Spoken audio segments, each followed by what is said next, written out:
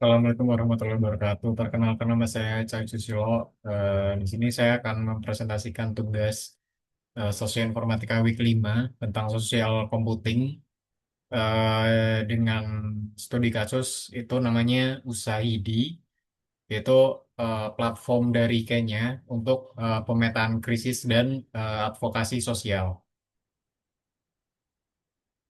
Nah, pertama di sini ada aspek sosialnya yang mencakup konteks dan masalah.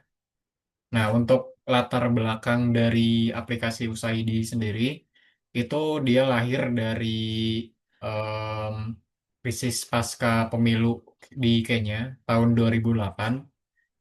Jadi USAID itu diciptakan secara spesifik untuk merespon kekerasan pasca pemilu di Kenya tahun 2008. Jadi saat itu terjadi masalahnya itu terjadi kevakuman informasi dan sensor media karena pemerintah itu melarang liputan media sehingga warga di Kenya itu tidak tahu di mana lokasi berbahaya atau di mana tempat mencari bantuan.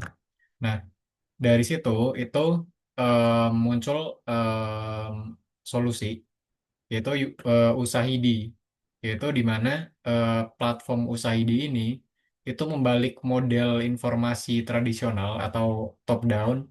Tujuannya itu untuk memberdayakan warga biasa atau citizen generated data.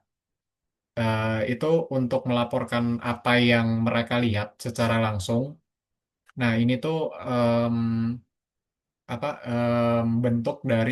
bentuk langsung dari pemetaan aktivis atau aktivis mapping. Nah, aspek informatikanya atau cara kerja dari USAID sendiri itu pertama konsep intinya itu em, crowdsourcing atau kecerdasan kolektif, em, di mana inti dari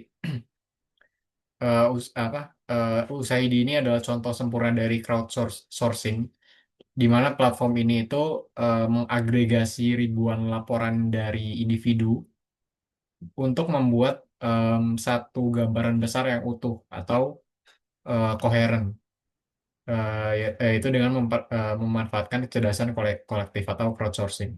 Nah, input datanya sendiri itu sifatnya multi saluran, bisa melalui internet, misalnya email, web, atau media sosial.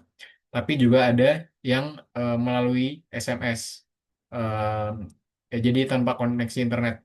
Ini sangat krusial karena em, untuk di daerah tanpa internet. Nah, prosesnya sendiri itu pertama datanya itu masuk, em, kemudian dikelola, disaring, terus yang paling penting itu nanti datanya divisualisasikan secara real time ke dalam peta geografis yang interaktif. Jadi cara itu mengubah tumpukan teks laporan menjadi em, wawasan visual yang dapat ditindaklanjuti. Nah, USAID sendiri juga itu em, bersifat open source. Jadi kalau misal ada yang mau mengadaptasi atau menggunakan itu bersifat open source. Nah, lalu ke poin dampak nyatanya atau impact-nya. Dampak nyata dari USAID sendiri di sini ada tiga. Yang pertama itu dari respons bencana kemanusiaan di gempa Haiti tahun 2010. Jadi pas em, ini termasuk dampak terbesar ya. Jadi waktu itu laporan SMS dari warga yang misalnya terjebak di puing-puing itu dipetakan oleh relawan, dan peta ini itu digunakan oleh tim penyelamat untuk memprioritaskan lokasi evakuasinya. Yang kedua ada untuk tata kelola dan transparansi ketika pemantauan pemilu. Jadi eh, Usahidi ini itu digunakan secara global untuk memantau pemilu. Jadi misalnya untuk melaporkan kecurangan atau bahkan misalnya melacak korupsi. Nah, ini itu dari sini itu sehingga bisa menciptakan em, tekanan publik sama mendorong akuntabilitas dari pemerintahnya. Lalu yang ketiga di sini ada perlindungan HAM.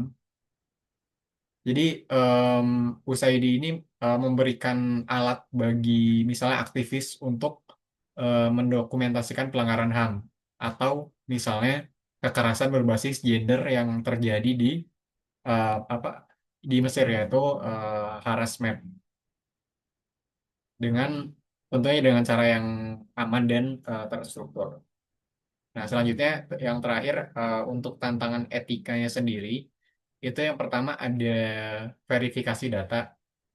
Jadi karena Usaidi ini adalah crowdsourcing, jadi pertanyaannya kan gimana caranya kita tahu sebuah laporan itu benar.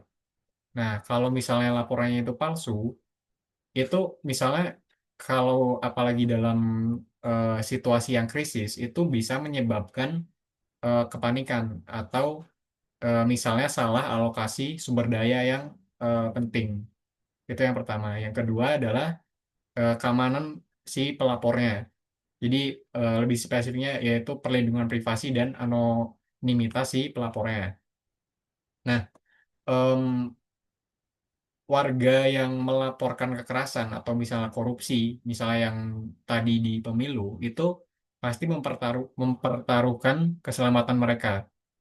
Nah, platform ini seharusnya memiliki tanggung jawab etis untuk melindungi anonimitas dan privasi data si pelapornya dari misalnya peretasan dan lain-lain. Yang ketiga yaitu keadilan data. Nah, em, ketika em, membahas usaha ID ini, itu terkait keadilan data, itu muncul pertanyaan siapa yang memiliki akses untuk melapor. Karena ini merupakan platform yang online, jadi ada eh, risiko bias representasi dan di mana data itu terkumpul hanya mewakili mereka yang memiliki ponsel atau akses internet. Jadi digital divide. Jadi pembedaan antara em, yang didengar hanya yang melapor hanya yang memiliki ponsel atau yang memiliki akses internet, sementara yang kelompok yang offline yang tidak memiliki dua hal tadi itu diabaikan. Jadi sebenarnya mereka itu kelompok yang paling rentan. Sekian presentasi dari saya. Apabila ada kekurangan, mohon maaf. Wassalamualaikum warahmatullahi wabarakatuh.